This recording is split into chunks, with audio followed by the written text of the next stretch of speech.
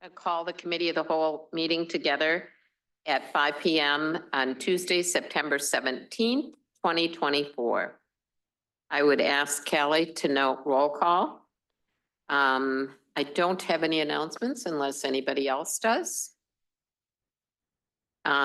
We will move to item 4, and I would entertain a motion to approve the minutes from 8/20/24. Motion to approve. Is there a second? Second. A motion, thank you. Motion and a second. Any questions or edits? If not, all those in favor signify by saying aye. Aye. Opposed? Motion carries. The minutes are approved. Items for discussion, budget workshop, capital improvement plan, Judd Blau, Greg, and Carol. And I guess Bill Chang is on there too. I'll start this off and so public Great services. photos. What's that? Great photos. Oh, thanks. Probably from Stacy. Let's see. So start off public services. We're looking to purchase a vehicle lift. It's 56,000 pound capacity, so it'll be able to lift all of our trucks. It'll help keep our mechanic from laying on the ground, be safer to lift our vehicles. It'll increase efficiencies in tire rotations and vehicle repairs. It includes the 4 lift stands. So we're not purchasing a bus, but just those 4 white pillars that are holding the bus up. Comes with accessories. So currently we took over oil changes for the PD this year. So Tim's doing all those. We do that over the oil bay, but we're looking to do tire rotations. We rotate our tires on our trucks, so this will become an efficient way of doing all mechanic work. Oh yeah, they are movable. So it's not like it's gonna take up room in our shop, like a whole bay or anything. So we'll be able to push them against the wall when they're not in use. So it'll be the shop out. We'll have it, our mechanic shop back here, you know, Okay. at the home base. They can lift police cars. Yep, so it comes, the price includes accessories, which will be able to lift the police cars. Yeah, so we were down in Stoughton at their Public Works facility, and they've got these lifts for they actually maintenance their fire trucks. There was a ladder truck they had up on 4 of those stands. So works really well. They love them. Let's see. So every 7 years we trade out our jet vac truck. This truck does anything from cleaning sewers, storm sewers, and water main breaks. We use this machine a lot. We have to clean our sewers every 3 years per the DNR. So having a truck that is in tip-top shape is ideal. We also get better trade-in value at around the 7-year mark rather than we waiting until 10 years. So we're at the 7-year mark this year, so looking at trading that in. So we're looking at 2 Aaron's Mammoth snow machines. These machines are used for snow removal, mainly on sidewalks, and will be used for trails as well. Price includes the blade, a blower, a broom for each of the units, and it fits 4 to 5 foot sidewalks. This will help with efficiencies in snow removal. Right now we send 2 guys out for sidewalk snow removal. We've got roughly 3 miles of sidewalks, just sidewalks, over 20 miles of trails that we remove snow on all of them. Sidewalks have to be, snow's got to be removed on sidewalks within 24 hours. And we enforce it, the PD enforces it, so we have to be accountable as well. So, this, right now, I would say it takes roughly 6 to 8+ hours to remove the snow on our sidewalks with either shovel or we got small snow blowers. Our other equipment that we have, like our tool cats, they're wider than the sidewalk, so anytime we take a blade down or a snow blower down them, we have to come back in the spring and fix all sorts of ruts and grass. So that's what we're looking for this year. Yearly trade-ins, we have 2 tool cats, a skid steer and a skag mower. Skag mowers, we trade in every other year, so we have 2 of those. Skid steers every year, and tool cats are every year. Those machines are out in the salt all year, so we don't see any rusting if we trade them off every year, and the price is really reasonable. Trading in the streets chipper mini dump truck. This vehicle is going on 10 years next year, and our plan is for all of our vehicles is a 10-year rotation. It's 10 years old.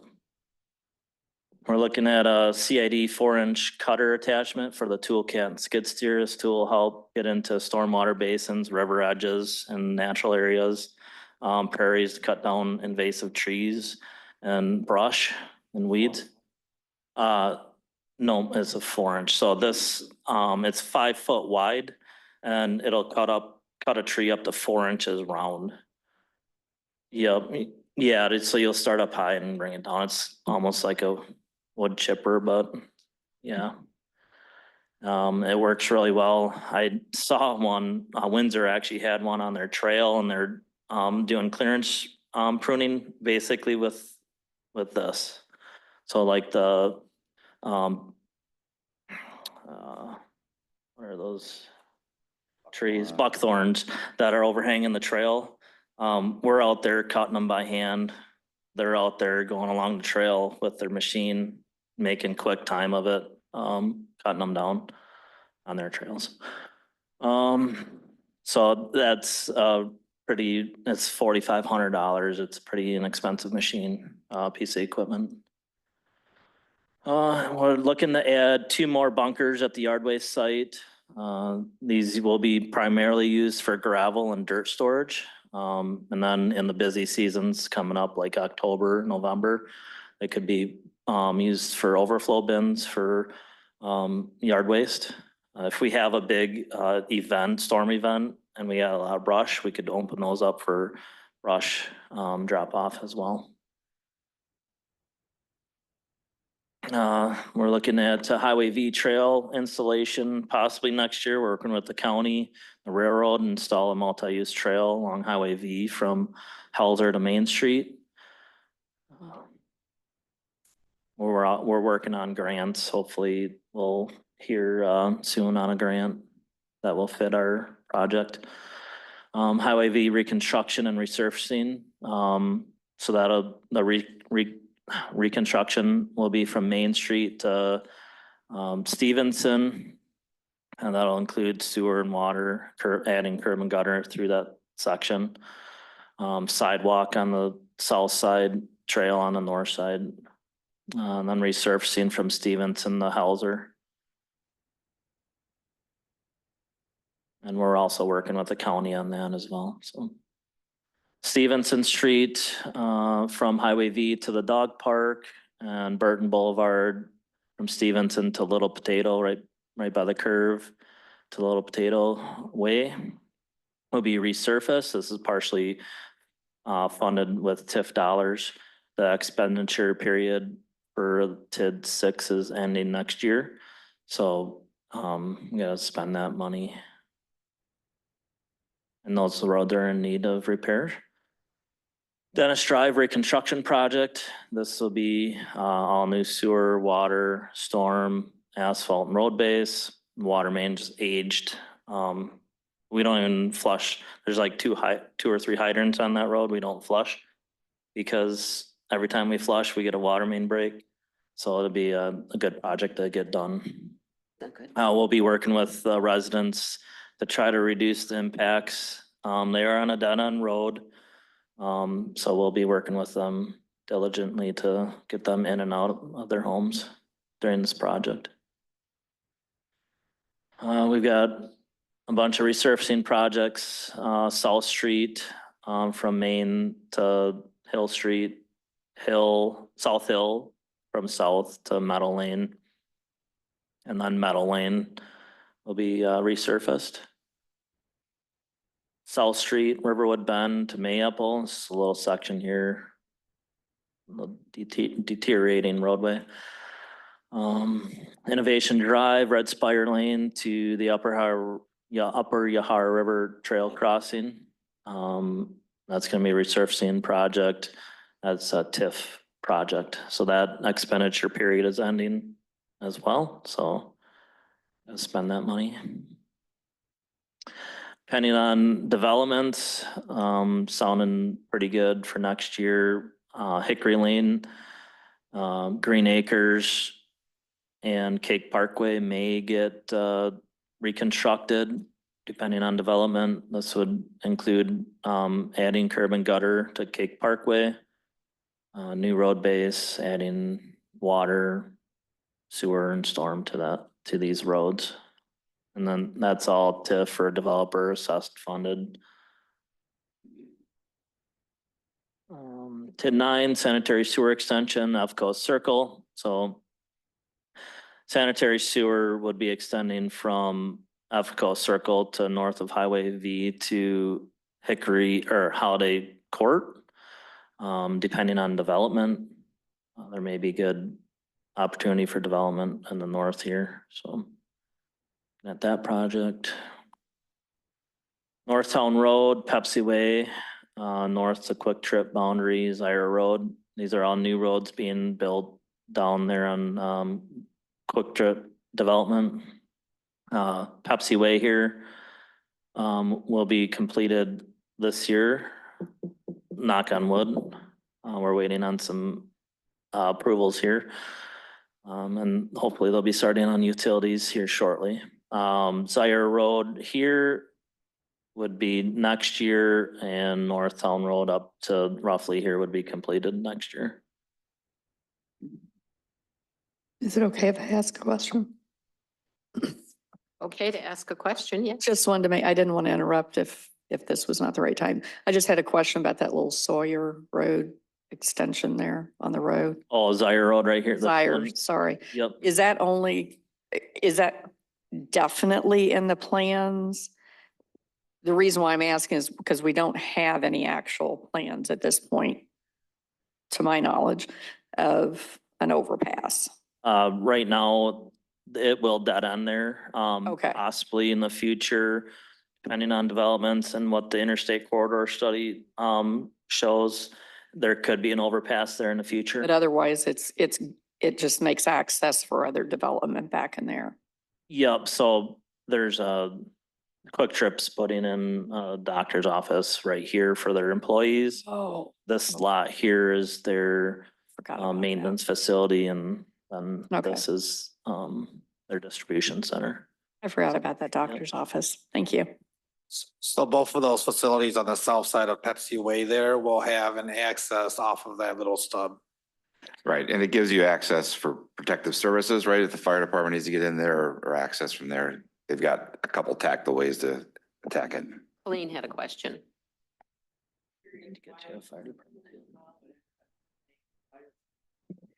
Curious as to who named it or how it ended up being named Zaire Road, since there's a Zaire Road in the city of Madison.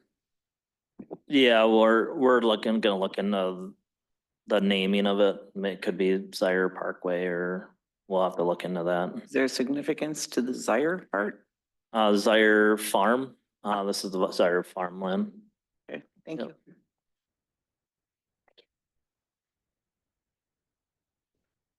So as part of the Quick Trip development and the Yards development, Highway 51 at Williamsburg Way and Pepsi Way will be getting signalized.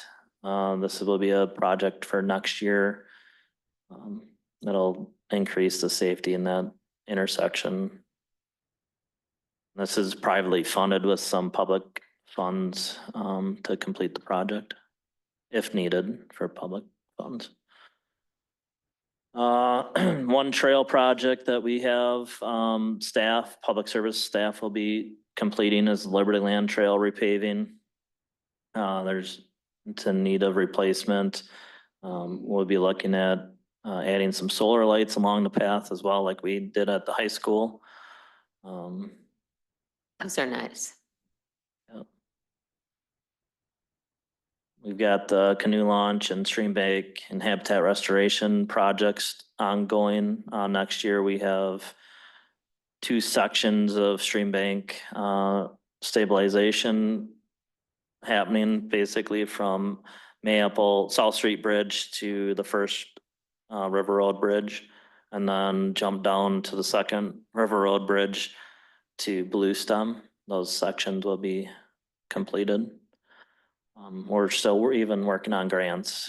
We've got 250,000 in grants currently, so more to come on that, hopefully. Great.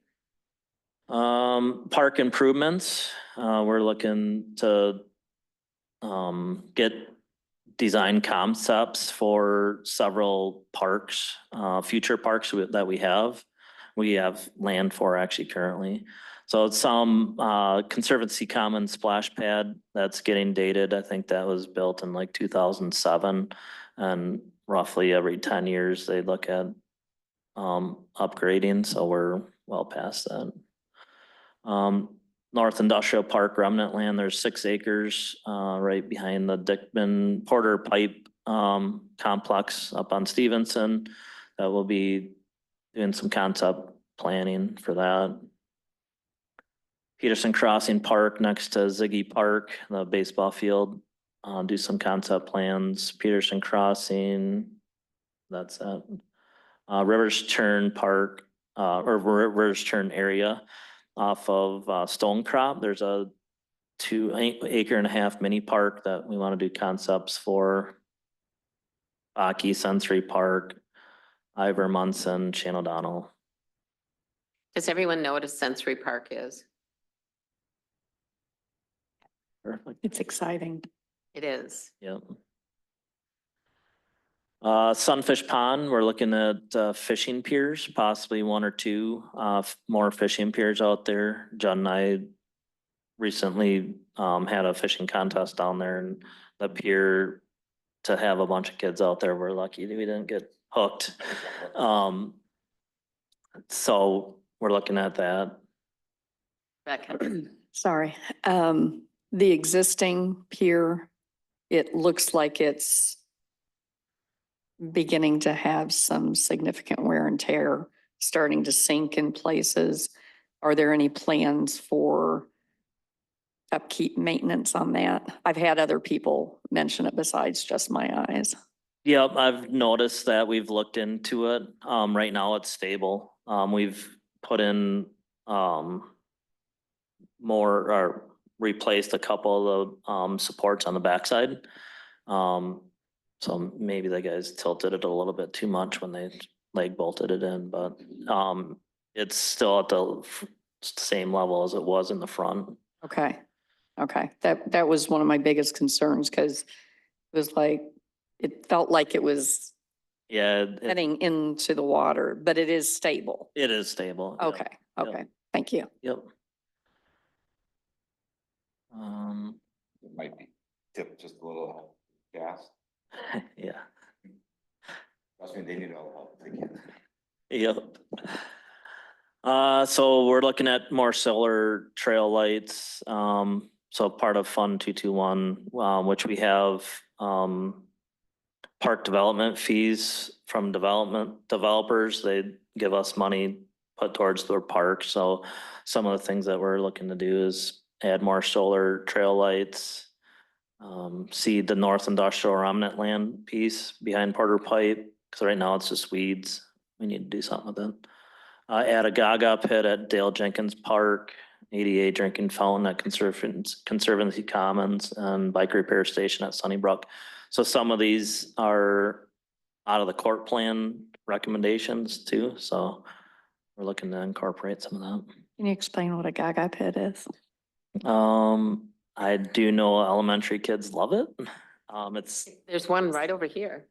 got one at Fireman's Park. It's sort of like dodgeball with someone in the pit. Yep. And they gotta keep the ball from hitting each other, I think. They want So, to hit the person. yeah, They want to hit the person, but they have to keep the ball low. They can't, it's not dodgeball where they're hurling it and. At my head. Thank you. Softer kind. I know, I didn't know what it was. I wasn't very soft and kind. they just added 2 more at the middle school, so I was pretty surprised. It's gotta be popular. This. Sure. Thought Payne was gonna be here. So the police department, it's always been a part of the capital improvement plan. It's never been something that Public Services has presented. But we had it in here because it's part of the CIP.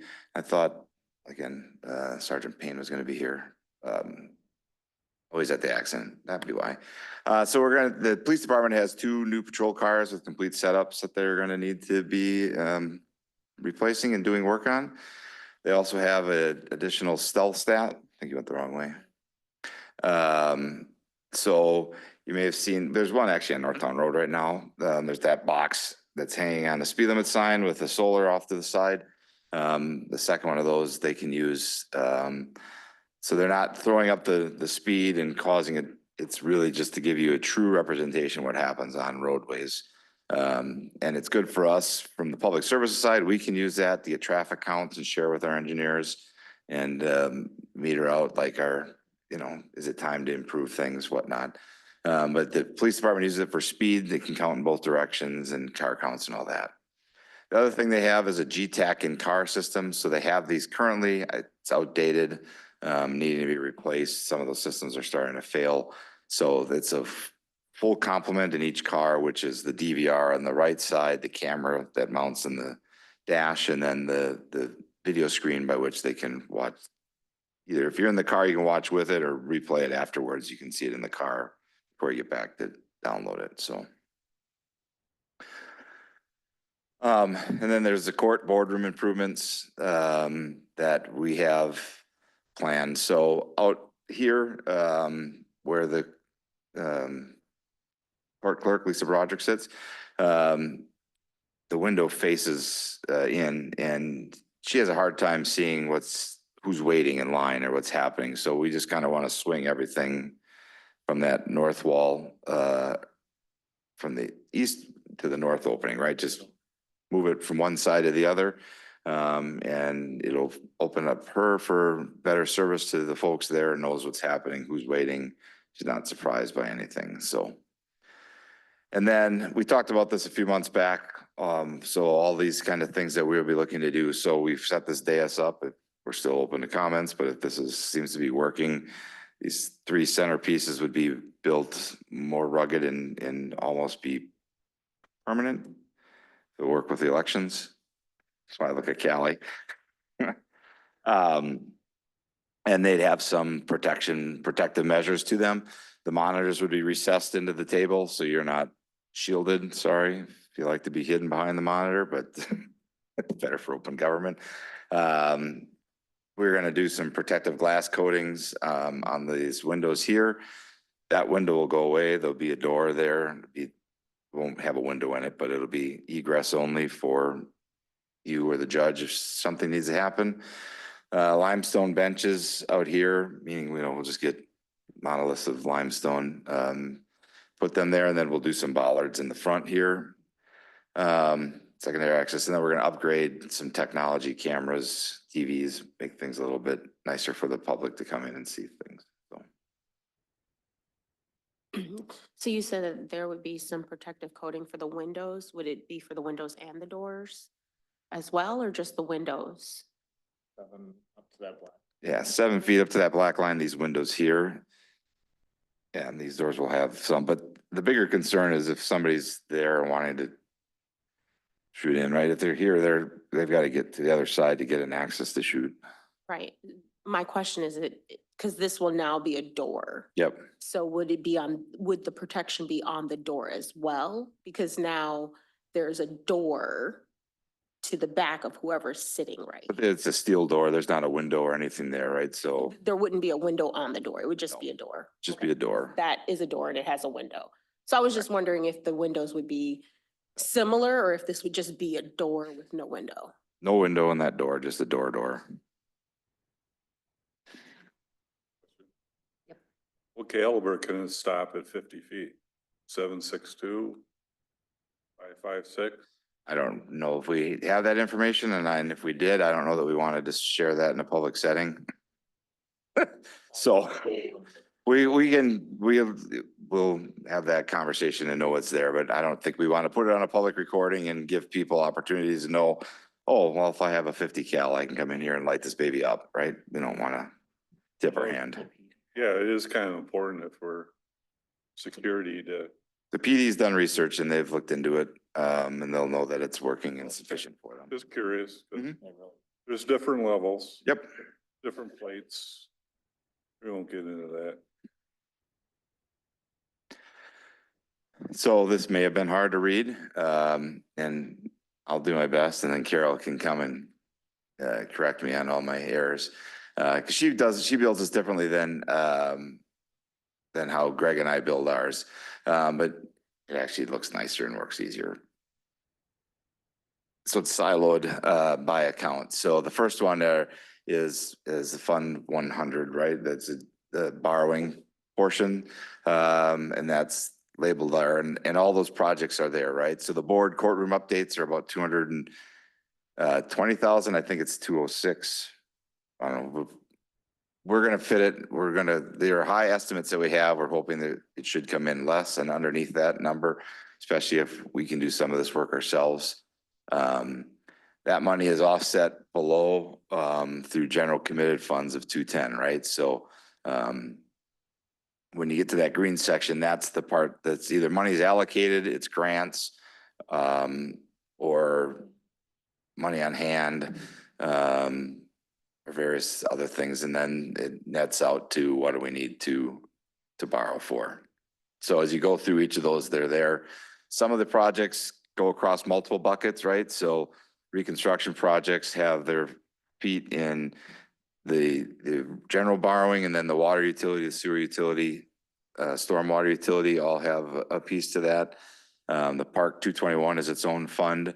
So if you see that totals 43,500 down below in the green, we have 43,500 that we can use and pull from those. So those are development funds that we get from developers that have timelines to them. And if we don't expend them by the time deadline, they go back to the developer. So we're going to start to utilize some of those funds and making sure we're staying ahead of the game. And then the next ones are TID 2, 5, 6, and 9. Again, those projects all are labeled out there, and then they should have some correlating fund obligations that net themselves back into the general fund. That might not be the right word, but that if there's public funds that are going towards it, because the TIF can't fully cover it, it could be across a TID and the general fund borrowing. I do all right? You have anything you want to add, Carol? Yeah, I'm sure she does.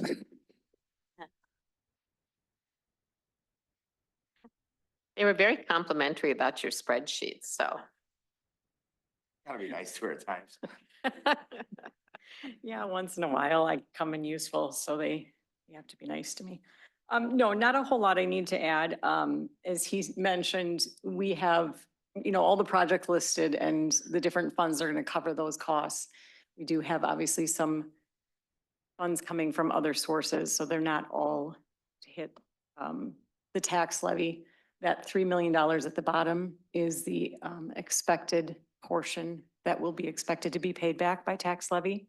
But just remember that every year as we're borrowing money, we're also paying off something that we borrowed previously. So we're trying as hard as we can to keep our debt balance actually fairly level. So in 2025, we are actually going to be paying off about $7.7 million. So we are borrowing a little more than we're paying off, but just keep that in mind. I did look at our limits. We do have some debt limits we have to be careful of. And we remain well under the limits that we have available. So even with this borrowing, we are not going to come anywhere close to the limits. The state tells us we have certain limits we have to stay within, but then you have created policies that are even more strict than that. And we are not bumping up against any of those limits. So just to reassure you, I have looked at those and we are within our policies. Rebecca, I had a question for you. Yeah, as far as the borrowing goes, I know we're paying off some, there's gonna be a little bit more that's being recommended here than what we're paying off. Related to the rest of the budget, proposed budget, how does this fit in with what you're aware of so far in terms of what would we be potentially looking at debt-wise? Yeah, well, keep in mind that when we borrow in 2025, it doesn't impact the budget in 2025. It starts to impact the budget the year after. So it's not going to have any direct impact on the 2025 budget, if that's what you mean. That's not quite what I meant. Okay. Is there other borrowing that you are aware of that is being recommended other than this in this upcoming budget? And maybe, Bill, you might be the So person. all of the proposed borrowing comes out of Fund 400. So you'll see the 3 million and as tax impacted, but the total amount that we be proposing to borrow is actually the 11 million, which includes the tax increment district projects. But TID pays for. The tax It increment pays for district. most of Yeah, those. correct. So that's, we make sure that all of our borrowings come from Fund 400. There's no borrowing for any of the other funds per se and or for any operations. That's bad policy. Okay. So nothing for nothing for our regular ongoing operation expenses. This is strictly for the CIP project. Okay, thank you. Okay, any other questions? Well, this was a lot of good information and it's very helpful for us to know this. If you guys do think of questions, call Carol or Judd. Right. Oh, you got a question? Yeah. If there's a choice between the lift in the garage and the errands, would there be a preference? Just hypothetical.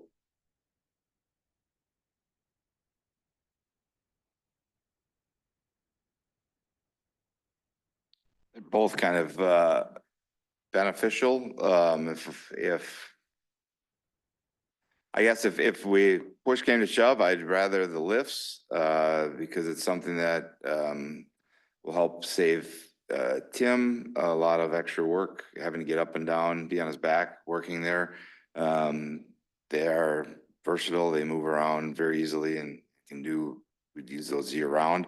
The Mammoth ones we can use year round as well. There's sweepers on them. So they could be used to clean up trails, water main breaks that we do ourselves, and there's dirt or sand that's on the roadway. We could use that to sweep that into the area and out of the roadway. And then when you get into 3 miles and an all day of 2-3 guys out clearing sidewalks, if we don't have those guys doing that, they can get it done in 2 hours with those Mammoth sweepers. They're back. It's less expense for us, right? They pay them hourly for that. As well as if our guys are in the trucks and they get done plowing, they're tired. I mean, it's a long day to run a plow around and deal with stuff, so. I just saw something that the toolcats, the blades are too wide. Yep, Do they make smaller blades? Like instead of a 6 foot, you get a, so it's the Yeah. machine that's too wide. The blades, we could get a smaller blade, but our wheel base is Why? wider than, Oh, okay. wider than the sidewalk. Yeah, I understand that. Yep, so I did a little bit of more research and I did talk to a contractor today on, a lot of contractors are getting these, little ride-on, buggies, and I asked, well, what's your cost savings, or how quickly can you get a sidewalk done? He's like, well, if you're just shoveling or with a little snow blower, he's like 22.5 times faster. I'm like, well, what's that mean? But he's like, you'll be a quarter done with your shovel and you'll be loading up and gone, from that sidewalk. I used to Or see your- the Toros, they were kind of the innovator in that. I used to go up to the Baraboo factory. They had I forgot what they were called. Oh, like a dingo. The Dingoes, yeah. Yep. And they were kind of a game changer. You could get equipment in backyards and you didn't have to have, Yeah, more accessible. yeah. All right, thanks. I mean, if we had to, reduce like, I'm asking for 2 of those machines, if we could even just get 1, that's a game changer for sidewalk snow removal. I mean, it's a huge game changer. That's nice to hear, yeah. I'd like us to figure out who names this kind of stuff, the dingo and the skag and I mean, I'm just like, wow. That's an important thing to know. I know. Just one quick question, and that's related to the EVCO sanitary extension. So that falls within a TID, if I'm not mistaken, Yep. kind of in and out, yeah. Is there the possibility of the TID eventually paying some of that back? And if so, what's your thoughts on that?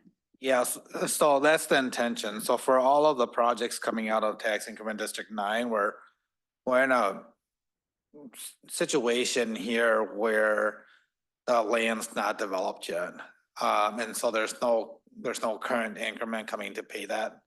One of the strategies that we're looking to deploy here, and you'll see an ordinance come soon, is to put an assessment on these properties for extension of those utilities. And then utilize the tax increment district to pay it off upfront, so that's not hitting the taxpayers outside of the tax increment district.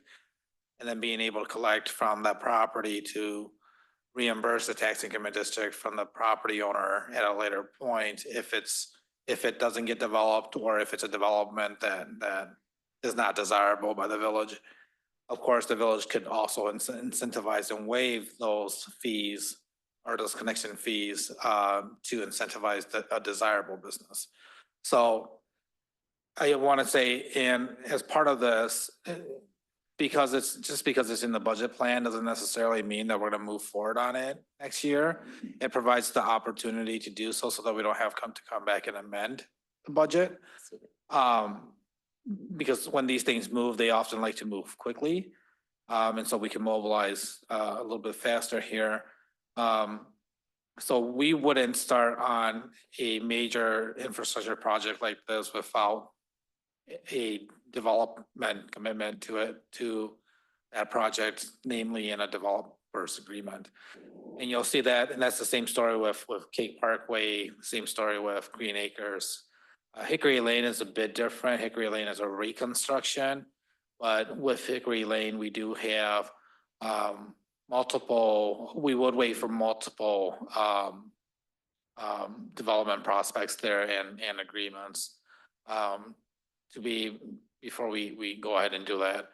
One of the considerations that we have as part of that whole Cape Parkway, Green Acres and Hickory Lane area is to try to master plan all of that because of the grade changes in that area and the impact of the circulation of traffic altogether. So that's why you see it in the document, but it doesn't necessarily mean that we will be spending that money if the development is not there. I would just add, if I can, before you go on, that depiction we have of the EVCO, this is kind of a general broad concept of how this may eventually run with underneath the roadway as this developed. But if this were to go, we'd probably just get the holiday court, maybe just a little beyond if necessary, and then let the rest come as development continues to go along. Just the final part of my question is related to that area. Has there been any that you can share? Is there any expressed interest in that area if we're able to get this out there? Yeah, there's, the reason why it's in the plan is because we've heard from folks that want to develop up there. If not for that, I mean, if you look at the tax increment district plan, we don't have this project until I think 2028, 29. But because of recent interest out there, you know, there's a similar effort to try to master plan that area also. And so that's why we chose to put it in the village's budget so that we're able, again, to get at least 30% engineering, get to the area where we can then do permitting. And so that if a developer comes, we can quickly move to bid and construction. So all that has to happen ahead of time. And usually when a developer is meeting with us, they're wanting to build tomorrow. Okay, thank you. Jim and Bill, I think Bill was first. Yeah, my question is kind of along that lines. Commitments. I mean, not 20 years ago, Ackers wanted to build and we had an emergency with the sewer line and you know, it was million whatever. And Ackers pulled out of behind Casey's. So we were stuck with that. I don't think we had the agreement that we should have. And 900,000 that's not small change. I mean, we sent a sewer over under the interstate without commitments, but with the hopes that it would develop, and it looks like it's good chance that it will. Would we get a commitment before we ran a northern extension? Well, we're not gonna do the whole thing, I understand that, but what would start us to run a north extension? A commitment from somebody? Yeah, Okay. I would say, you know, once we get a signed development agreement, Okay, that would trigger us to go ahead and move in that direction. okay, We have kind of a similar item going on with Cake Parkway right now where you as the board are negotiating an agreement with TDC, DeForest for development of a parcel over there. And that's kind of the same nature. You know, what comes first, the chicken or the egg, you know, the development or the public infrastructure. And so just like Northtown Road, we're having to navigate it because the properties that we have left for large scale development of forest is not easy to develop, right? So, yeah, I would say, but we would have a commitment that, say somebody says, I'm gonna build 800 apartments behind Culvers. And we don't have it in writing, well, we would have it in writing, correct, before we would run the sewer, because tomorrow the guy could say, oh, you know, the economy took a dump and we're not gonna build it anymore. And then we have the Acker situation where we're sitting. yeah, so in this case, and what we're proposing is we're proposing actually 2 layers of security for the village. One being that developers agreement, and then 2 being an assessment ordinance that we're gonna be bringing before you. Thank you. Makes sense. Jim? Mike? Okay. I was just asking a more technical thing. Cause I know Morrisonville's sewer comes down Morrisonville Road and gets to the Vienna lift station. So would we be able to accept Morrisonville's sewer in our gravity system? Is that a goal of this too? We certainly could work out an agreement with them. There's another municipality that's going through a process right now where their sanitary system is in decline, and they're looking to either come down to us to connect into MMSD or head north to connect into a different community.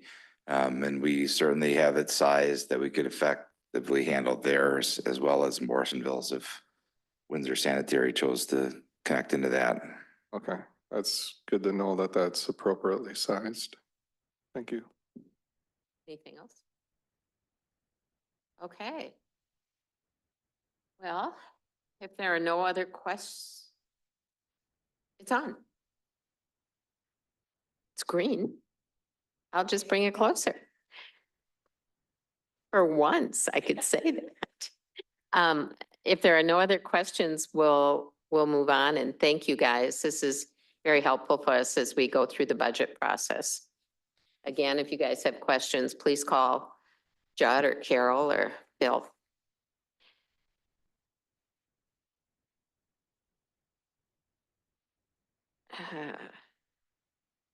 Okay, here we go. Item 5.2, Mr. Chang, do you have an update? Yes, just a couple of updates here. So last week, Judd and I participated in a kickoff meeting for a sustainability planning effort as part of the university program. Taking a look particularly at the village's use of electric, look at compost waste and recycling. So that is starting to move forward. We met again yesterday, Monday. And so that'll continue to move forward. We expect and have heard back from the university program that there are 2 other programs that have been placed. One is a branding and marketing campaign for the village, and Alex and Reese will be working with the students for that one. And then we're looking at, Carol and I were looking at a financial forecast model with students, and then following that will be a facilities planning project. So we're continuing to move on in those efforts. And again, as we get that, just like with Heidi Putnam and the results from that, we'll start to implement that into our long-term strategy. I also attended a meeting with the Dane County Consortium.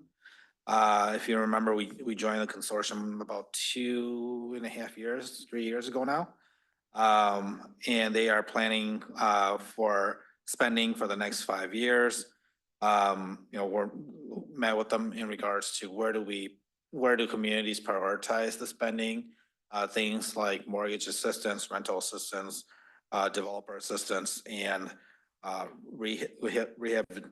rehabbing what is primarily residential buildings right now, single family residential. They are looking at potentially expanding that to multifamily because some of the multifamily 4 to 8 plexes are really needing that rehab work. Spoke with Natalie over at the community center. There is a meeting of the communities and the center coming up, I believe, next Monday, the 23rd.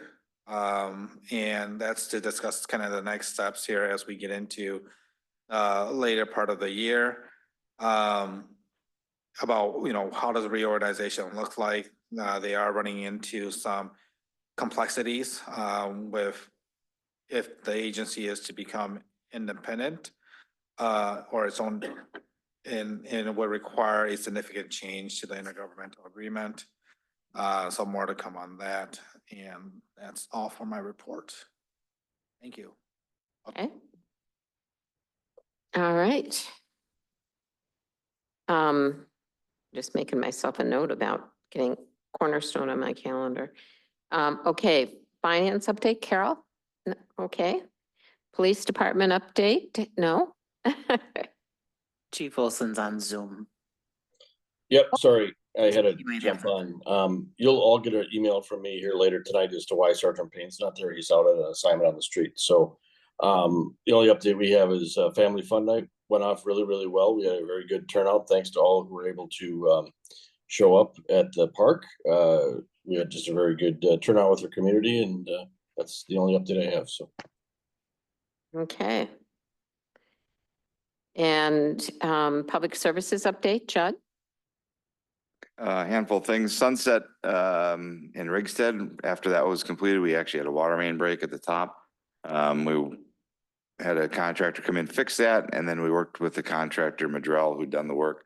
They are gonna cover those costs, and then we're gonna repave that top section of Sunset there. Instead of just having a cut hole, we're gonna have that, basically, that intersection redone and repaved. So they're gonna be handling that. We'll get that accomplished soon. We're gonna be doing stream bank survey work. So you may see some folks in the water, and not the Friends of the Ahara who are doing a cleanup this weekend, but there'll be other folks in there taking shots, measurements, and starting to design the repair improvements for certain parts of the river. Next week, they'll begin the final phase of the sewer project on the west side of the interstate, crossing Highway V. So they're gonna have to cut into Highway V, one lane there. So there'll be some lane closures there, and then Highway I, they have to cut into as well. So there'll be a lane closure on I, and limited traffic through in and out there. It'll all be signalized or have construction cones or barrels and lane closures out, or on the Highway I, they'll have traffic directing folks to keep the people safe there. But that should then finalize and get all of that sewer system project done. Greg and I flew the drone Monday and saw where we had log jams. They got a lot of log jams out of the river today, and they've got more to do tomorrow that from this past river winds, June, July storms we had. And that'll help. They can get those big things out. Again, the Friends of the Ahara are doing a cleanup this weekend. They won't have to deal with those things. They got other things they can pull, car tires and whatever else they always pull. We've got a lot of questions about the leaf vac truck. That'll probably be out starting September or October 7th or 14th, one of those weeks. Usually in the beginning, it gets around the whole village in a week time frame. When the heavy leaves start to fall, then it's a week on one side of town, a week on the next side of town, back and forth. But so if people are asking about the leaf vac truck, it won't be out for another couple weeks. The yard compost waste site is available for them. They can bag their leaves. You know, linden trees are shedding and others are right now. So Rebecca? Very quick question. You mentioned Highway V and I. About how long do you think that'll be directed traffic? 2.5 weeks, right? I mean, Okay. assuming weather is And, like and that starts when again? Monday. Monday. Yep. Okie dokie. All right. We will continue then. Community development update, Alex. Two quick ones. Housing workshop next Thursday. We are creeping up to 30 on the registration list. So if you haven't registered yet, please do so we can put in a pizza order soon. And then, on 19, the gateway sign / business park sign on what is that, Meridian Drive maybe, and Highway 19, excuse me, Northtown and Highway 19 is installed. So you'll see that if you make a trip down there. Okay, great. Thank you. Administrative services, Callie? Yes, the ballots were delivered today. 9,000 of them. Yes, we have a lot of ballots. And the first batch of absentees will go out hopefully by the end of the day tomorrow. By statute, they are required to be out by Thursday, so we're hoping to get them out a day early. The other thing is I did send everybody an email for the date for the joint public hearing with the Village of Windsor. It will be on November 18th at 5 p.m. right here in Commons. So the board from Windsor will be coming here for that meeting. What's that, November 18th? Yep, November 18th. It's, it'll be held right before, that is also the date for the public service meeting, but that starts at 6. So we're going to get that in here at 5 o'clock. So we're not anticipating being in here for very long with that. No, we had planned, we scheduled an hour just to allow the public any chance they needed to or wanted to come and address at the public hearing. So that's the Monday before our village board meeting. Correct. Yep, yep. Okay, Monday, it's not the Monday before Thanksgiving. Thanksgiving's late. Right. Yep. And speaking of board meetings in November, just a reminder that the first board meeting in November is on election day. So we won't be having that one. We did approve to push it to Thursday. October 29th. I believe it's the Thursday prior to the election. October has 5 Tuesdays in it, so we're gonna take advantage of that extra week. What's the date in October? 29th. Yeah, so What day? there will be 3 meetings in October, the 1st, the 3rd, and the 5th Tuesdays. Yep. First, third, okay, so. So it'll be the 9th. First, 15th and 29th in October, we will have a board meeting. Okay, Yep. Okay, just want to make sure my calendar reflects. thank you. And we appreciate all the work with the ballots. All right. Recreation, Reese isn't here, but Judd, do you have anything on her behalf?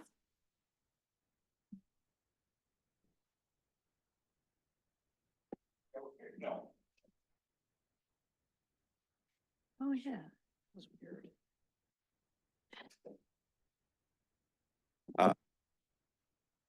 The farmer's market did move this week over to there. They'll be there the remainder of the farmer's market. Tomorrow, I believe, is when we're gonna start to cover this out here with some purple cow and reseed it and try to get a good grass growth. So that's why we had to move for the next few weeks, that the farmer's market continues on. Otherwise, yeah, Alex says we want to raise prices for her, so we're gonna do that. Just kidding, there's nothing else. Wait a minute. The naming ceremony is, Oh, that's right. The Quick Trip naming ceremony tomorrow or Thursday? Friday? yes, a date. Huh? It's Friday at Yeah. 11. Friday. Thanks. Why can't it be on a Tuesday or a Thursday? It's Friday at 11, and I just want to add that there was great feedback for the new location of the farmer's market. People really liked it, and they liked being able to walk and have space. Just so you know, I was over there. Oh, nice. Thank you. Okay. Anything else from staff? There is no closed session. So unless there's any other business to come before this body, I would entertain a motion to adjourn. Motion to adjourn. Second. We have a motion and a second. All those in favor signify by saying aye. Aye. Opposed? Motion carries. We'll adjourn and we'll reconvene for the regular meeting in 5 minutes.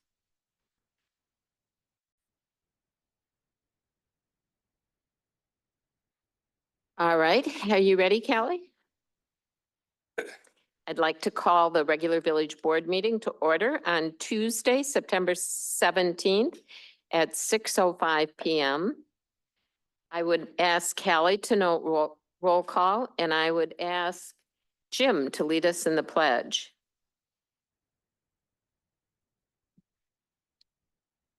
Allegiance to the flag of the United States of America and to the republic for which it stands, one nation, under God, indivisible, with liberty and justice for all.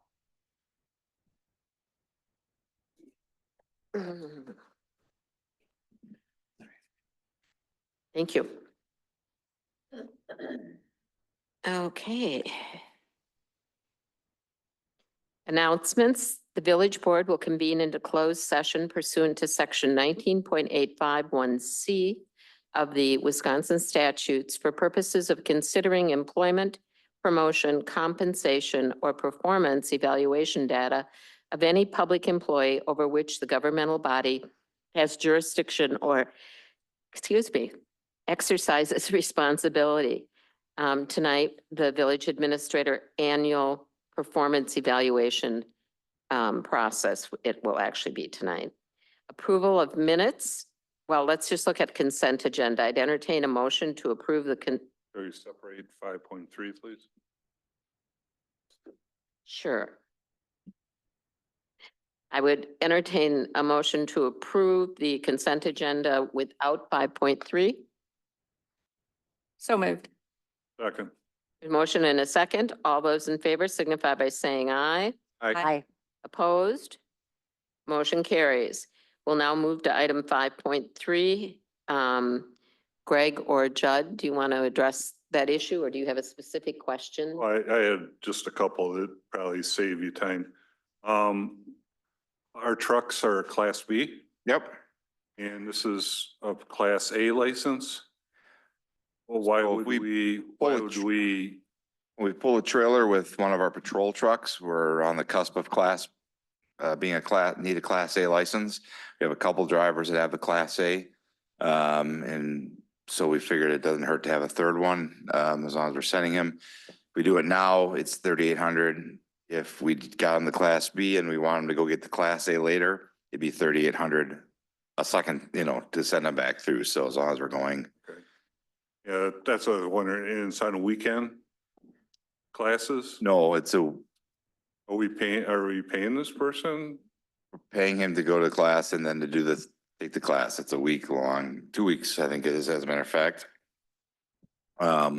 This is why we're entering into an agreement that they are gonna be with us for 3 years. If they leave before, then we prorated all that stuff back.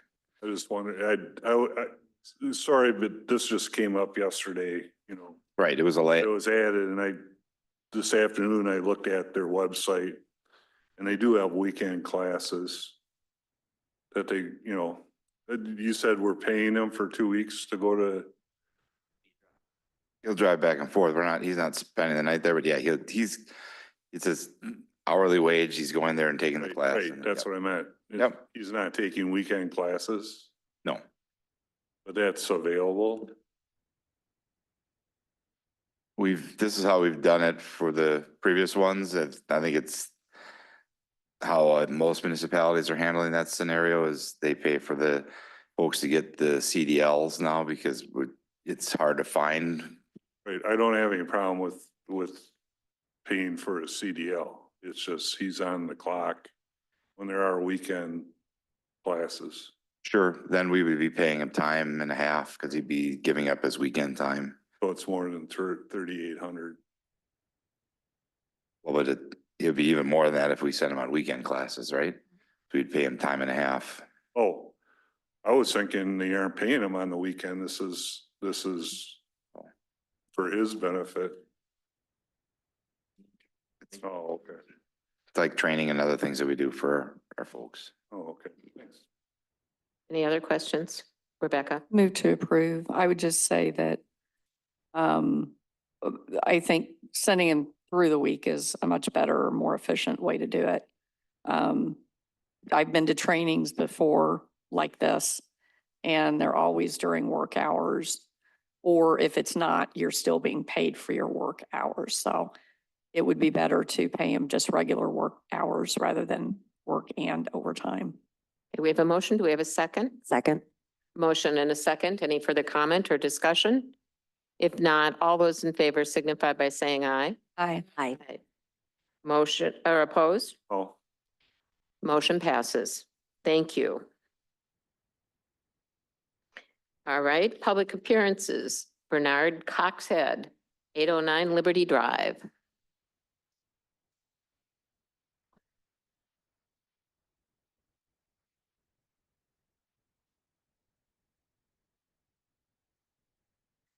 Good evening. Madam President, under your tenure with the board staff and administration, you've successfully designed and built block by block an impermeable wall between. Bernard, you still need to say your name and address. So, okay, Bernard Cox said 809 Liberty Drive, DeForest, Wisconsin. Thank you. Under your tenure with this board staff and administration, you have successfully designed and built block by block an impermeable wall between village government and the citizens. This wall insulates you and those you command from almost any accountability or meaningful criticism of your actions. You and this board successfully pit the individual citizens who you claim to be acting in their best interest against unlimited resources, time, money, and staff to ensure your interests are met without meaningful citizen input. Knowing full well that any citizen who dares challenge you or the unelected bureaucrats hired or appointed will be outnumbered, outgunned, outmaneuvered. You often slick politic trick policies, Robert's rules of orders that you often enforce but fail to follow. You weaponize the lawyers, gangs, and bureaucrats, small, narrow, special interest groups willing to intimidate the opposition. All are waiting to demonstrate their superior knowledge and worthiness of new weekly phrases, all exalted by the board members, patting each other on the back each week, proclaiming how hard the staff works, that their skills are justifying the illusion of citizen input. Watching this theater questions just whose best interest you're working. Then, with many faces, superior arrogance proclaiming that it's the fault of the apathetic public non-participation in local government that's the problem. A problem you created. This is like having a puppy. You don't take out the pee. When it pees on the wall, you rub its nose in it. It's not with pleasure or pride I say these words to you. It's more of a determination to try to bring light, transparency, and substance back to open government. To reverse the culture, we need to remember who we are supposed to represent. The citizen is not the adversary, but the customer. This has been lost and replaced with developers, banks, hire bureaucrats in front of the citizens while selling snake oil. The endless borrowing and spending while pushing off debt into the future using gimmicks, deception to cover the reality of what's taking place. Wild real estate speculation and gambling with current future tax dollars where possible rewards are pure evil in any form. This board has a severe gambling problem and should seek help. You are all addicted to gambling, pretending any development is equal to prosperity at all costs, ignoring the bet will have to be paid for one way or another later. When the bet does not pan out, the village goes to the bank, borrows more dollars, doubles down on the bet, and makes it look good. I'll foresaw the next couple sentences, but I'll just turn around and close because my 3 minutes of time is coming to an end. It is to an end. Ms. K.O. Wolfgang, tear down the wall. That's Wolf Graham. Well, you called me Brian for 6 weeks.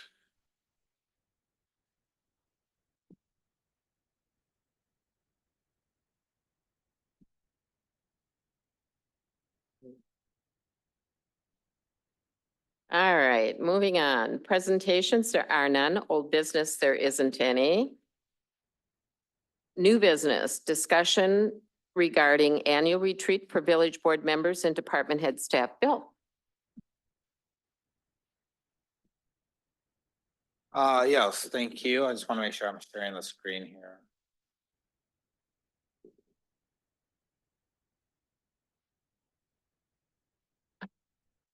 So I wanted to take this opportunity I have a presentation here, but to have a discussion with you and department heads here, following up on the annual training that we conducted earlier this year. And following that, we did conduct a survey. I believe 6 folks responded to that, go through some of that survey response, and then start planning for next year as it is part of our strategic plan to have this done annually.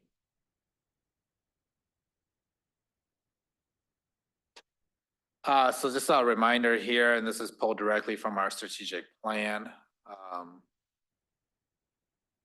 See where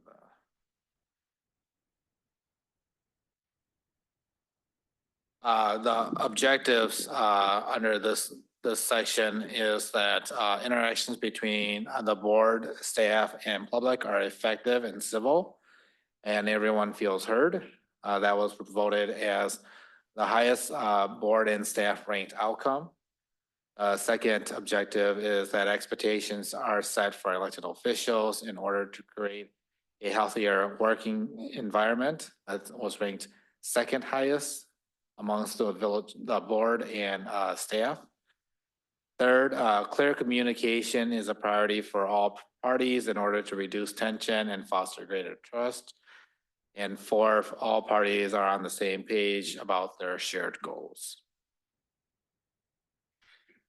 So the annual training that we had this year consisted of 3 sessions. They were broken up on different days. The first session was just an overview of the strategic plan, particularly on objectives and goals, which were assigned specifically to the village board. The second session was conducted by the PERC. It included the DISC assessment, personality assessment, and communication workshop. And then the third session was a team bonding activity. Team bonding was the host, and that was where the board and staff had an opportunity to build their ideal community. So after the survey, after the sessions, we decided to survey. We did have the PERC send out survey links to all of you, including the department heads and participants. And the purpose of it is to for training management. What are the reactions we're seeing as we implement the strategic plan. It helped us identify some gaps, this is our first time doing it, and hope that we can better your experiences for future training sessions. And then just a reminder, as we talk about the planning for future training sessions, this is your training. So we want it to be the most impactful for you. And so I hope that, you do speak up and, we can make the training better than it's been. So one of the questions asked was, what is one thing that you'd like to be different now that you've gone through these sessions? And the responses were continue the momentum, the sessions, and continue to build trust. It talks a lot about relationships, building a better understanding of each other and how different people react, and seeing things in different perspectives. Really, seeing the us versus them mindset diminish and coming together. There's, and you'll see this repeated throughout some of the responses that folks wanted to plan them at the same time, at a different time, to avoid consecutive night meetings. So combining them together into one session. There was some stating that it's repetitive, need a different focus. And then again, would have liked to see, or comment here, would like to have seen the elected officials see the point of view for staff and vice versa in the city build program. So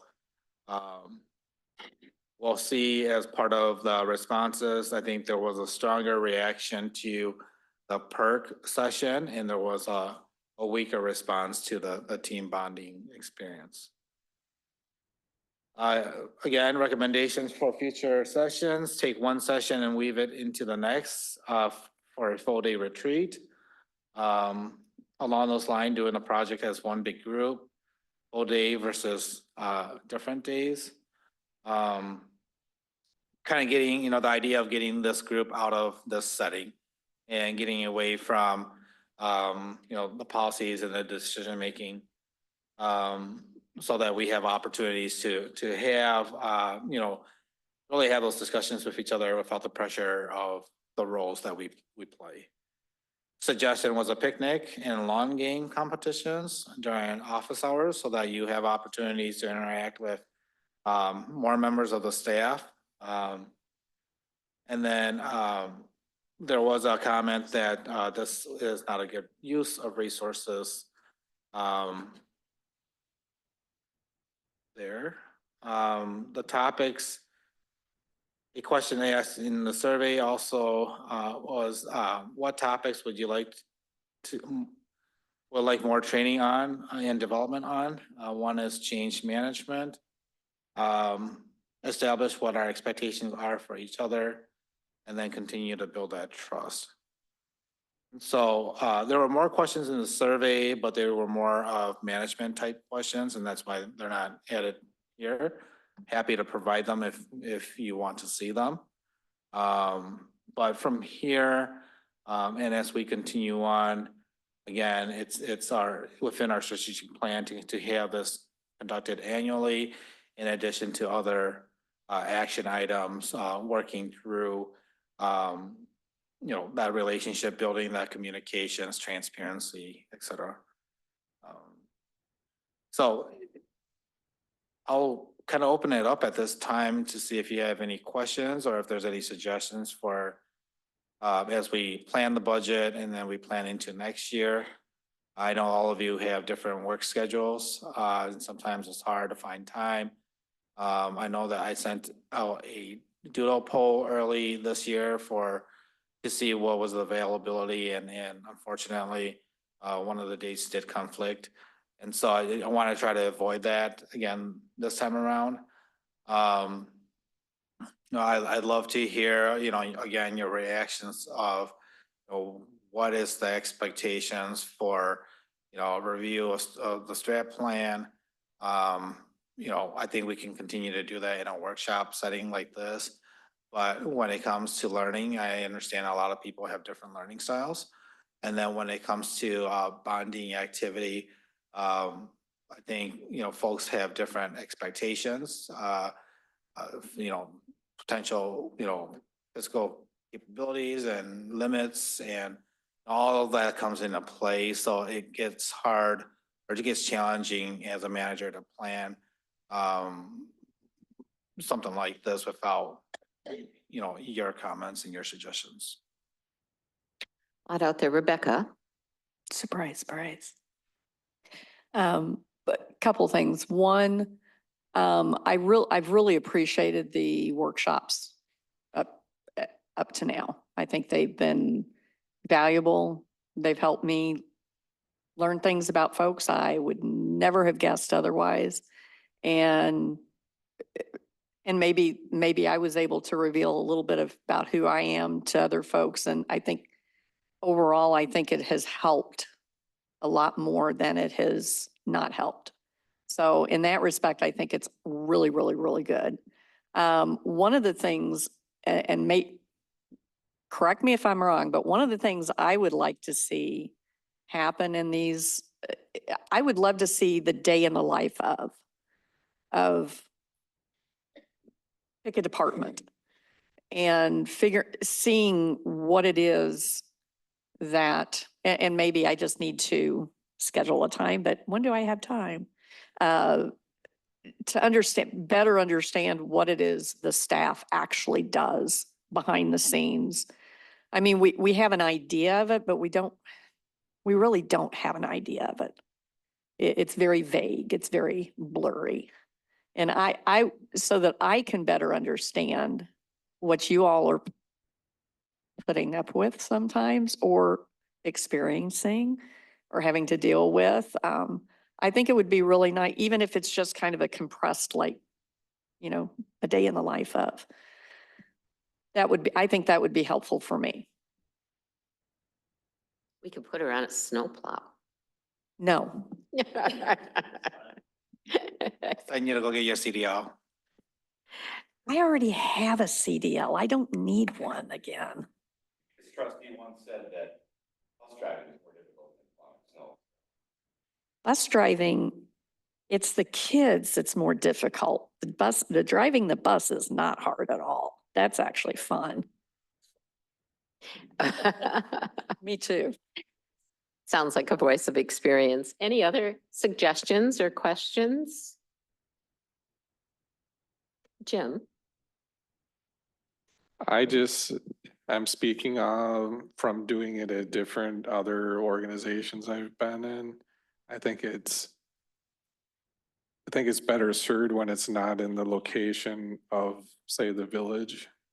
Maybe specifically probably the village hall. Maybe we can do it offsite within the village, but I think there's other opportunities. I know of a few myself. I'm guessing there'd be even some businesses in town that might donate their space for things like this to happen. I sort of question the amount of time, again, going to like the resources of it.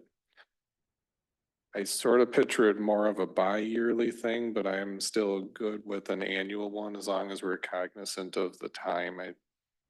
Myself personally, I think it'll be hard to get a full day together on a weekend, so I see it as more of a half a day or multiple nights. That's my opinion. Thank you. I know a number of people said they would love to have a whole day, but didn't know how they could do it. So Kashidra.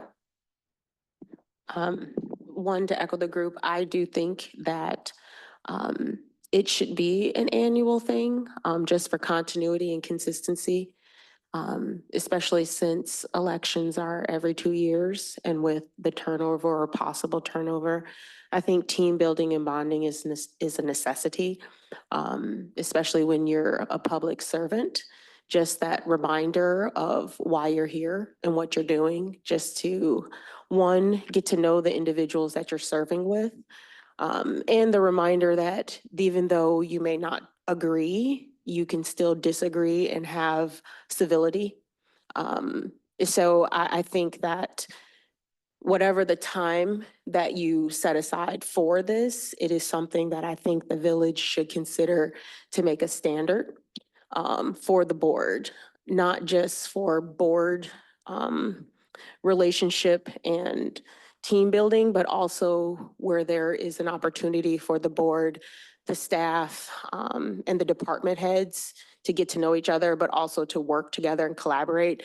And I would also suggest not just department heads, but also every now and then staff as well, because they are a very important part of the village as well, because the department heads can't do what they do without the individuals that are holding them up. And they need to know just how important they are from time to time. So maybe not every single team building, but maybe from time to time, the individuals that are working with the department heads can come to these team building experiences so that they can see what goes on at these different meetings and understand the people they're holding up. Because we had individuals in the PowerPoints, highlighting the departments. So I just think that holistically, we should facilitate that across the board. They don't have to come to every single one, but I know the women working the counters do a stellar job. And it would be nice for us to see that as well. Okay. Other thoughts? Yeah. Say some other thoughts. I don't know how to work it really into what we're talking about here as far as, but what you spurred me into thinking is part of my job at having a team is that I do like an annual report. It's just a 1-page thing that you publicize as far as like what our team's done and things like that. I think it would go a long way for me as a village board because I don't know all the individuals, as sort of what Decidra talked about, is like, if I saw a picture of a person and said they do this and they've been doing a great job for 10 years and stuff, I think that would be a really nice presentation, say at an annual retreat, and run through I can't even tell you how many people work here, the 50 people that work here, and actually get to put a picture to the face and know what each individual does. Just to put a little emphasis on that, I was coming into a meeting and I was stopped at the front desk to let people know I was here. And Simone was speaking on the phone in Spanish. And I said, "Oh, is that your first language?" "No, actually, my first language is," I think she said, "Portuguese." And then she speaks Spanish fluently and then English. And I thought, what an asset for us to have and what a set of skills. And I don't know that many of us knew that. And I know she's helped out the police department. They speak her praises. She helps out the court. But knowing those things is good for us in terms of better understanding and respect for the staff. All right. And lastly, I think we should also have, if we're gonna look to have annual meetings, we should have goals and expectations, so we're not willy-nilly meeting just to meet. And not having meetings for meetings, but that we have goals and objectives for our meetings so that our time is utilized effectively, so that we don't feel like we're just wasting our time. Okay. Anything else? Well, if you think of something, feel free to email them to me or give me a call. I'm happy to discuss any of these topics with you. Thank you. We might want to bring some of our staff members at various times to the board meeting I know we put them on Facebook to introduce them, but to bring someone to introduce them here. They wouldn't have to stay the whole meeting and be tortured, but we would love to see them for a while and meet some of the staff, maybe at a committee of the whole, which is earlier. Okay, well, now we have Resolution 2024-085. And this is a resolution recognizing September 2024 as Chamber of Commerce Month. And I would like to invite our chamber representative forward to read the proclamation. Do you have it? Do you have the resolution? And maybe if you could just give us a little bit of history of what this is about or a little context.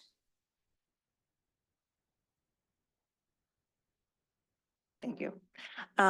So Governor Evers has proclaimed September as the Chamber of Commerce Month, just recognizing the 385 chambers that are in Wisconsin and the work that we do annually and helping our businesses and our communities grow. So last week she came and we had not put her on the agenda and she had a proclamation to read, but you have before you the resolution that we're wanting to pass to recognize the chamber in our area and to be on record for appreciation for all you do in partnership and for our community. I don't know that you want to read the whole thing, but I would ask if people have questions or. I would move to approve this resolution. Second. We have a motion and a second. I would ask if there are any other comments. I would just want to like to say, I think you have done an amazing job in our community and with very little help. And I have very much appreciated you. Thank you. Thank you. All right. Yeah, I just saw today that the coffee shop is closing. The poppy seed? Poppy seed? That today, yes. And then a Hill of Beans is coming in, or Beans and cream. Beans and cream. where's that coming in? I think they're in Sun Prairie. Yes. Same location though. There's 2 of them in Sun Prairie. They're moving to DeForest? Where are they moving to? To the Poppy Seed the location. Poppy Seed. Today was the Oh, last, Oh, okay. okay. today was the last day. Oh, okay, it didn't say that in the article, so it was on Facebook, I think. But, yeah, it's. Beans and creams. And they had a lot of support for the chamber and the activities in the village and. Poppy Seed did a lot for the community. Absolutely. Al, I just wanted to make a suggestion. There's a typo, I believe, in the resolution. It refers to September 2023 in the 4th recital. I assume that's supposed to be 2024. Oh, yeah. I would You will- like to amend my motion to allow for a minor edit to make that correction. and we, I would second that. all right. All right, we have a motion and a second. All those in favor signify by saying aye. Aye. Opposed? Motion carries, and we do thank you for all you do in our community. Thank you for the recognition All right. Thank you. and the partnerships. And I will say that I've been to Beans and Cream, and while we'll all miss the poppy seed, Beans and Cream has a pretty good product. Yeah. Yeah, I've been to Sun Prairie a couple of times. It's good. And I just want to say the poppy seed will be dearly missed. I've been there a lot and they have done an amazing amount of work in our community. They have supported us a lot over the years and they have made an impact to a lot of businesses here in our community.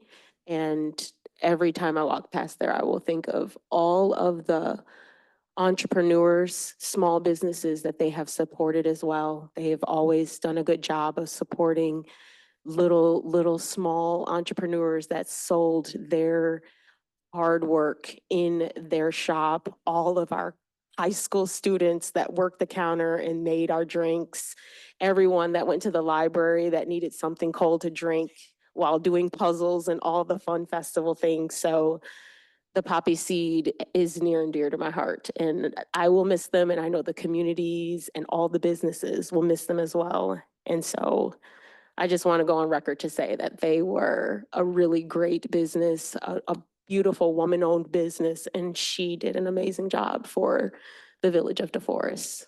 Thank you. All right. We have duly noted it and it's on the record.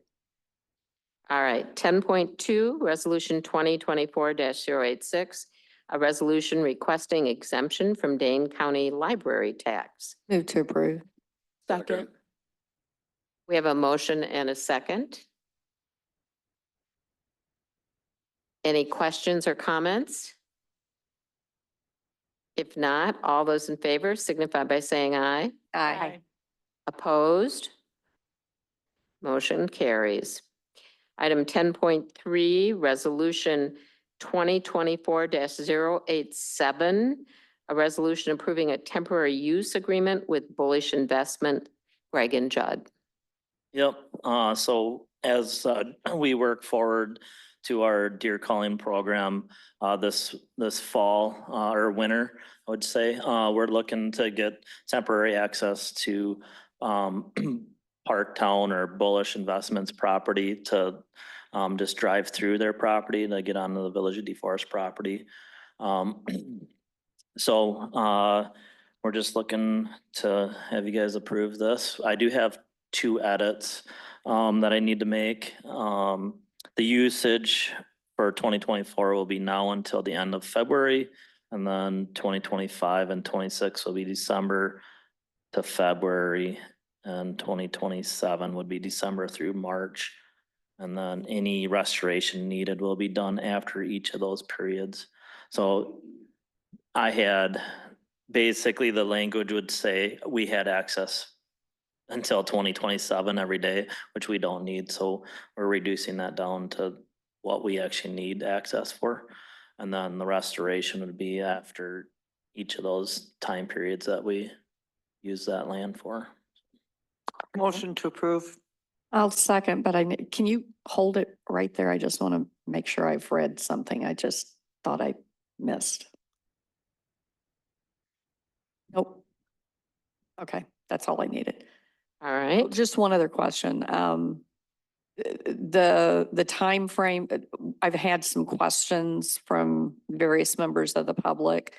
We're having a sharpshooter, but I can't remember, is it with a gun or is it with a bow or is it? It'll be with a rifle, and we're looking at the PD to hopefully do our Okay. sharpshooting. And will those times when they're gonna be there be noticed in some way or so that the public knows to stay out of that particular area? Yep, so the area that we're looking to do this at is again away from any trails, any houses.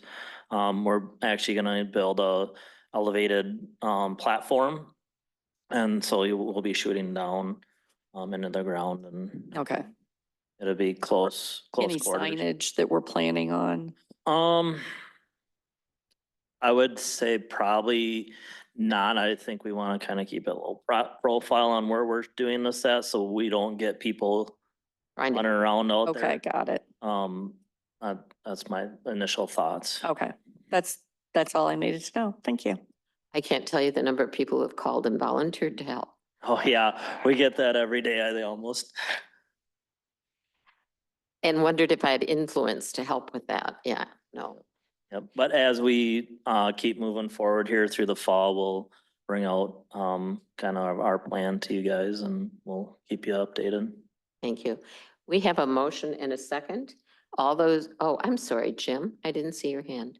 Yeah, I guess I just wanted to make a comment. I remember when this happened, might have been over 10 years ago or for sure, probably. 07, 08.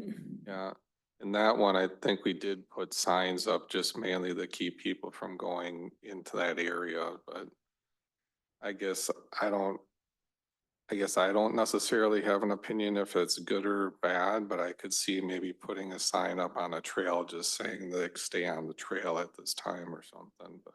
Yeah, we can definitely do that.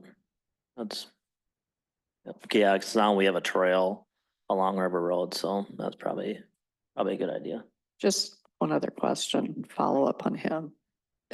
Has there, to our knowledge, has there been any incursions by kids in that area?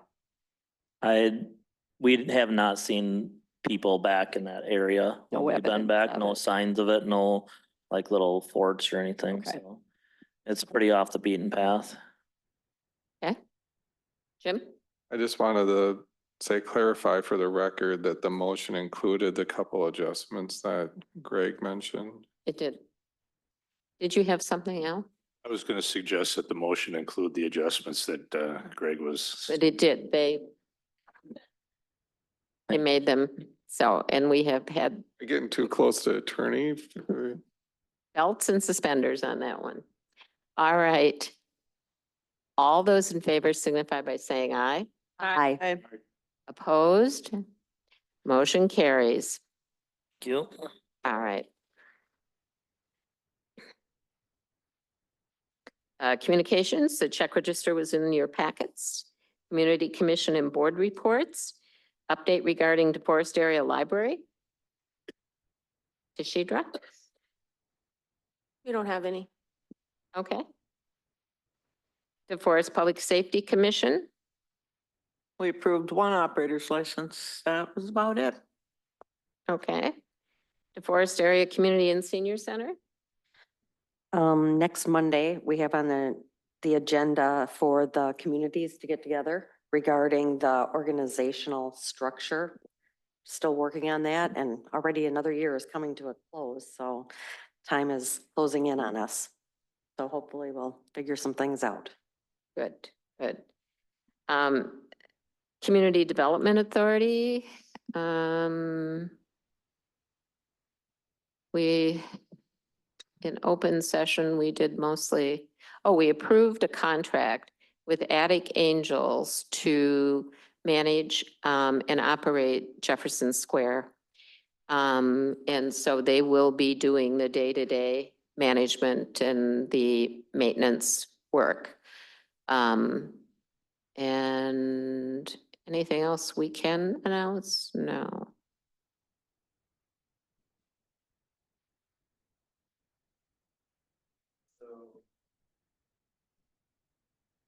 We're gonna apply for a grant program and then Oh, yes. in open session, we also took action to authorize me to put together a relocation plan for a DeForest Car Wash LLC as well. Yeah, that was a touchy one. All right, Planning and Zoning Commission. We discussed and recommended a CSM along Hickory Lane. I think that was probably the one that combined different lots. Then we had a public hearing and a recommendation that was talking about the PUD that is, say, west of the interstate, north of Delmar Drive, or the land that is, say, north of Fleet Farm. And then we also had a public hearing and a resolution talking about the TID 6. That's all I see on the agenda. And the Public Services Committee? Public Services Committee met last night. We had the presentation that Judd and Greg did tonight here. Was the capital improvement plan. We also talked about the comprehensive outdoor recreational plan, the draft. They've received a number of comments and they're looking to hopefully get to a point where we can include all the comments in a say newer draft or hopefully a final version draft that we can continue to discuss. So if possible, try to get comments to that group. I don't know, I'll look at Judd probably like now or hopefully by the end of the week or real quickly. And then the other thing we talked about was the surface water grant application. Thank you. All right, and Fire and EMS. We continue to work on the budget. We discussed some of the equipment needs and we continued to discuss our billing company issues and we met with the billing company on a Zoom meeting. So hopefully we will begin to find an answer to that and we'll continue to work with Windsor and the Fire District Board on that problem. I think that was it. Colleen, did you? Okay. All right. The minutes and commission committee minutes were in your packet. I don't have a lot to report. Do you have any with the DCCBA? I missed their meeting. Yeah, so just a couple of tidbits here. The MMSD Executive Council heard from MMSD staff on the 2025 proposed budget. They're saying that their average service charge increase in 2025 is looking like 7.5%. That's average. If you remember last year, on average, it was 9%, but the Village of DeForest was actually, residents in DeForest were actually 13%. So that changes depending on the community. They are looking also to elect a member to serve on the MMSD commission from villages and cities outside of Madison. DCCVA, which we are a member of, is to appoint 3 members to that commission. So Sarah Eskridge from Middleton is the incumbent there. She was renominated, and then Patrick Little from Verona was nominated. And Jane, I think you get to, as the CEO of the village, get to elect on that. I think the deadline is this week sometime. Okay. And then lastly, MMSC is conducting a survey of elected officials stipends. They're looking at communities across Dane County to see how much you all get paid, to see if there's a need for our elected officials to get paid more. That's all. Okay, thank you. Well, with that, I think we're going to convene into closed session. And so I'd entertain a motion to convene into closed session. Motion to move into closed session. Second. We have a motion and a second. Could we have a roll call, please? Trustee Little. Aye. Trustee Simpson. Aye. Trustee Stefan Hagenhan. Aye. Trustee Witherspoon. Trustee Allen. Trustee Aye. Langraf. Aye. President Cahill Wolfgram. Aye. Motion carries 7-0.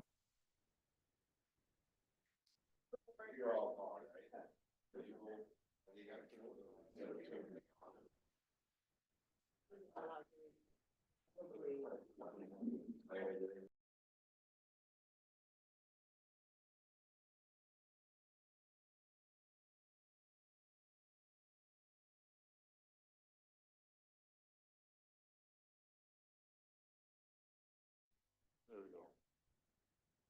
Okay. Multitasking, Bill. Yeah, when he was gonna leave, I was like, don't leave us. Yeah.